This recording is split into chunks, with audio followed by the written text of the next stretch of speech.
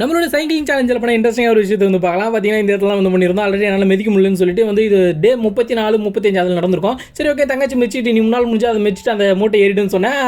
என் தங்கச்சியாலே முடியல, பாதிலே வந்து அதே இடத்துல வந்து நின்றுட்டு எப்படியோ மூச்சை போட்டு மிதிக்க முடியல. அதுக்கப்புறம் நட்டிக்கணும் போக சொல்லிட்டேன். நான் பார்த்தீங்கன்னா அந்த மேலே அப்படியே நடந்து வந்துட்டு அப்படியே ஒரு வாக்கிங்லேயே போயிடுவோம் சொல்லிட்டு வாக்கிங்லேயே வந்து அப்படியே வந்துட்டு இங்கே இந்த இடத்துல என்ன பண்ணியிருந்தோன்னு கேட்டிங்கன்னா நாகப்பழம் இருக்கும் வந்து வந்தாங்க. நாகப்பழம் இருக்கணுன்றதுக்காக முக்கியமாக என் தங்கச்சி கூடவே வந்தது.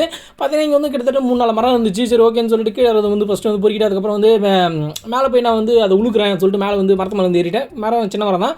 மரத்து மேலே ஏறி உழுக்க ஆரம்பிச்சிட்டு உழுக்கிட்டு கீழே வந்து எல்லாத்தையும் வந்து பொறுக்கிட்டு அந்த டைம் பார்த்து கீழே வந்து எல்லாத்தையும் நான் வந்து கலெக்ட் பண்ணிட்டோம். கீழே வந்து பார்த்தீங்கன்னா கவர் வந்து எங்கள் அம்மா வந்து சின்ன கவர் தான் கொடுத்து அமைச்சிருந்தாங்க மம்மி.